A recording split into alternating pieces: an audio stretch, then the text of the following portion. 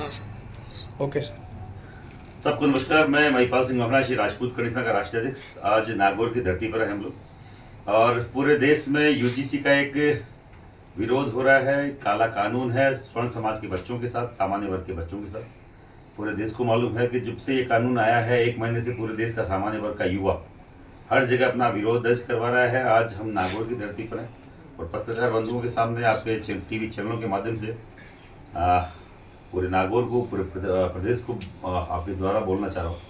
इस कानून को जब तक वापस नहीं लेंगे हम लोग हर जगह विरोध प्रदर्शन करेंगे। आने वाले दिनों में नागौर में एक बड़ा प्रदर्शन किया जाएगा सामान्य वर्ग की तरफ से।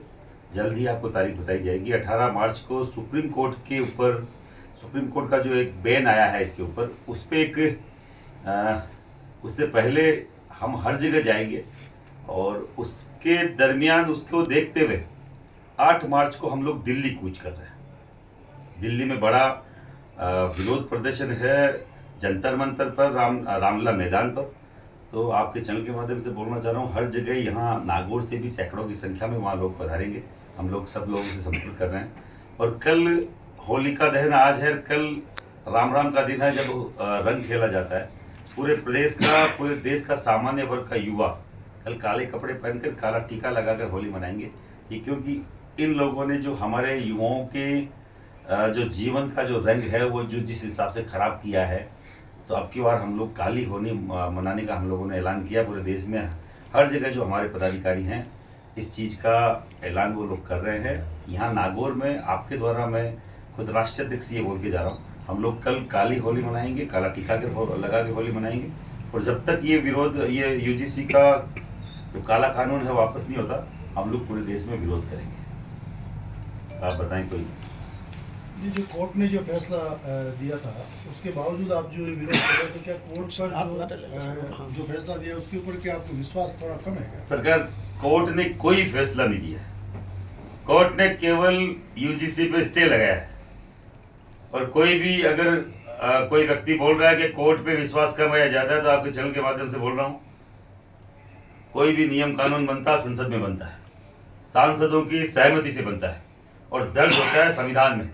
13 जनवरी 2026 को संविधान बन चुका है, काला कानून लाया जा चुका है। और किसी को भी ये भ्रम है कि ये कोर्ट हटा रहा है या कोर्ट बना रहा है। 2018 में SC/ST एक्ट आया था और कोर्ट ने, सुप्रीम कोर्ट ने ऑर्डर किया था कि इसको रिव्यू किया जाए और इसी केंद्र सरकार ने उसके सुप्रीम कोर्ट के फैसले को बदलते हुए सामान्य वर्ग और ओबीसी के हर एक व्यक्ति के ऊपर ऐसा एक काला कानून थोप दिया कि कोई भी व्यक्ति जाके एक एप्लीकेशन लगाएगा, चाहे झूठा हो चाहे मामला सच्चा हो, पहले उसकी गिरफ्तारी होगी, फिर उस पर जांच होगी।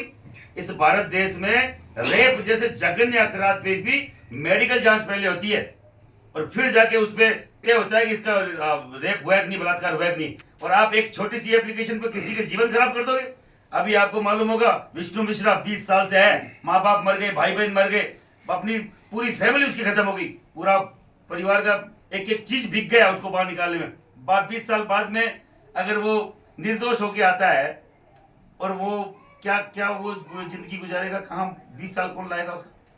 वेमुला करके बकवास करते हैं लोग। वेमुला ओबीसी SC/ST से था ही नहीं, झूठा मुकदमा घोषित हुआ, 2 साल बाद में मालूम चला वो तो ओबीसी से आता है।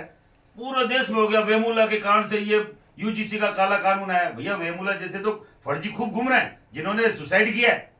हमारे लोग नहीं मरते क्या सुसाइड करके? एजुकेशन के प्रेशर में सुसाइड करते हैं बच्चे। एजुकेशन का स्तर इन्होंने सुधारा नहीं। एजुकेशन के स्तर पे क्या ये कर सकते हैं उन्होंने कभी बोला नहीं। समान नागरिकता का अधिकार मांगा था, समान नागरिक संहिता मांगा था, यूसीसी मांगा था, यूजीसी दे दिया।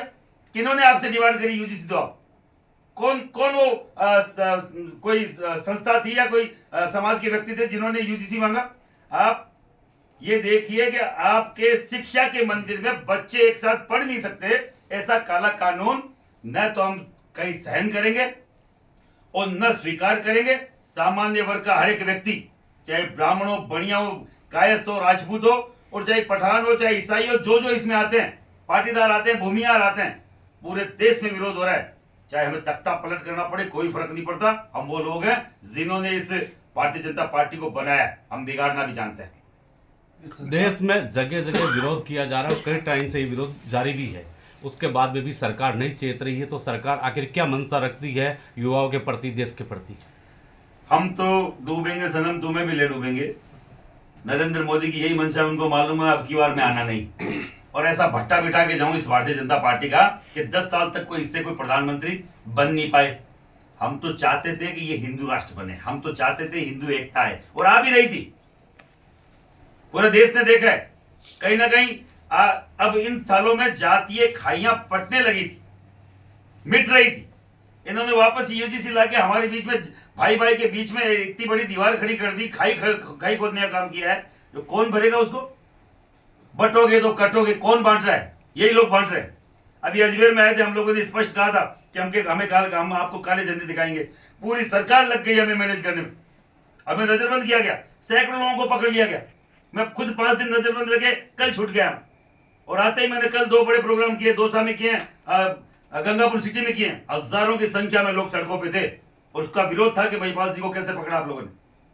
हम लोगों ने केवल, यहाँ ब्राह्मण सीएम है, हमें उम्मीद थी उनसे कि भैया आप हमारे वर्ग से आते हैं, सामान्य वर्ग से आते हैं, हमारे बच्चों का पीड़ा आप समझते हैं, इसीलिए केवल एक गफलत भरी मेरे स्टेटमेंट के कारण से भी लोगों ने इतना सम्मान दिया और इतना समर्थन दिया कि वहां पे काले झंडे लेके नहीं पहुंचे। नहीं तो वहां पे ऐसी कोई व्यवस्था नहीं थी कि किसी को चेक करके अंदर भेजा जा रहा था। आराम से छोटी मोटी चेकिंग हो रही थी, जा सकते थे लोग। और केवल इसलिए कि आपके लीडर ने अगर मना किया है, और कहीं ना कहीं अगर राज्य सरकार की वहां पे बद पिट रही है, उनका इज्जत खराब हो रही है, उनकी मान सम्मान खराब हो रहा है मोदी के सामने, तो एक केवल ये मान लो कि बार बार हम सम्मान नहीं बचा पाएंगे। आपके लिए हम लोग खड़े हैं, इसका मतलब कतई नहीं है कि आप हमारे सम्मान की बात नहीं करेंगे। अब जैसे आप पूर्ण रूप से इसके विरोध में हैं, तो कल को सरकार इस कानून को लेके थोड़ी लिपापोती करके कुछ करना चाहिए, तो आपका लास्ट क्या होगा? 100% रोल बैक, पूरी तरीके से वापस होगा, तभी लोग रुकेंगे, नहीं तो सामान्य वर्ग का लोग व्यक्ति नहीं रुकेगा। ब्राह्मण बढ़िया राजपूत इस भारतीय जनता पार्टी की रीढ़ की हड्डी है, इसकी आत्मा है, इसका दिल है। अगर वो निकाल लोगे, कंकाल बचेगा, खत्म हो जाएगी, थरथरा के भर भरा के ये पार्टी नीचे गिर जाएगी। मैं फिर बोल रहा हूं आपके चैनल के माध्यम से, अगर कोई नेताजी सुनना चाहे तो मर्जी है, नहीं तो हर जगह विरोध तो हो ही रहा है। हम लोग होली के बाद में हर एक स्थानीय नेता को घेरने का काम करेंगे। अब तक न कोई ब्राह्मण का कोई नेता बोला, न बनिया समुदाय का कोई नेता बोला, न राजपूत समुदाय का नेता बोला। क्यों भैया, आपको इन गूंगे बहरों को भेजा हुआ है क्या वहां पे MP MLA बना के विधानसभा में, लोकसभा में? नहीं बोलोगे, हमें समझाना आता है, हमें बकायदा गरेबान पकड़ के और ये पूछना आता है कि हमारे समुदाय के लिए, हमारे बच्चों के भविष्य के लिए तुम क्यों नहीं बोल रहे हो। और बकायदा पूछा जाएगा, हर एक व्यक्ति को बकायदा ये बताया जाएगा कि भैया हमारा पावर क्या। हम नेता को बताना जानते हैं कि हमारे कारण से आप हो, आपके कारण से हम नहीं है। जिस तरीके से भाजपा सत्ता में आई थी, क्या लगता है कि इस कानून के बाद में वापस भाजपा के जाने के दिन आ गए? सरकार भाजपा आई थी लव जिहाद रोकने, भाजपा आई थी गो हत्या रोकने, भाजपा आई थी धर्मांतरण रोकने, भाजपा आई थी समान नागरिक संहिता लेके, भाजपा आई थी समान अधिकार से बच्चे पढ़ सके, उसके लिए एक पे बिल नहीं लाया गया, एक पे भी। 12-13 साल से हिंदू खतरे में, कभी दलित खतरे में, कभी OBC खतरे में, कभी मुस्लिम खतरे में, कभी हिंदुस्तान खतरे में। भैया ये खतरों का खिलाड़ी अब ज्यादा नहीं चलेगा। ये बकवास करना बंद करो। ये जुमलेबाजी जो कर रहे थे कि 50 दिन दे दो मित्रों, फिर बोले 60 महीने दे दो मेरे मित्रों, अब तुम बोल रहे हो कि 2047 तक हमें दे दो। पागल समझाएगा यहाँ पे कि तुम्हारे जैसे बेवकूफ लाके खड़े कर दिए जो 3 टाइम के प्रधानमंत्री है, और फिर भी बोल रहे हैं कि हम खतरे में, हमें महिलाओं से डर। और अभी भी वो दलित बड़े बैठे हैं। यहाँ का राष्ट्रपति दलित है, यहाँ का प्रधानमंत्री OBC से, यहाँ का सुप्रीम कोर्ट का सुप्रीम जो जज है वो SC से, फिर भी इनको डर लग रहा है। भैया किससे डर लग रहा है आपको, ये बताओ। आप बोल रहे हो कि हम 85% है, और 15% वाला डराएगा कभी? हम तो खुद डरे हुए हैं। जाति, गरीबी जाति देख के नहीं आती है। ब्राह्मण भी गरीब हो सकता है, सुदामा का बेटा, राजपूत भी गरीब हो सकता है, बनिया भी गरीब हो सकता है। पर आप इस तरीके से बांट के जातियों में कौन सी एकता की बात करेंगे? किस तरीके का? कभी भारतीय जनता पार्टी, मैं बोल रहा हूं ना, हम तो मरेंगे सनम, तुम्हें भी ले डूबेंगे, हम तो डूबेंगे। वही वाली बात है, ये खुद तो डूबेंगे और ये भारतीय जनता पार्टी को भी लेके डूबेंगे। जिस तरीके से ये अपने इनका रवैया है, और बार बार बोलने के बावजूद केंद्र में इतने बड़े आंदोलन, दिल्ली में बहुत बड़े आंदोलन हुए इन दिनों में, जंतर मंतर पर हर दूसरे दिन सामान्य वर्ग का कोई ना कोई संगठन वहां जाके आंदोलन कर रहा है। 8 मार्च को लाखों की संख्या में सामान्य वर्ग का व्यक्ति जाएगा, अपनी ताकत दिखाएगा, उनके समझ में नहीं आता, गूंगे बहरों के, तो बकायदा ठोक बजा के समझाएंगे। ठीक है।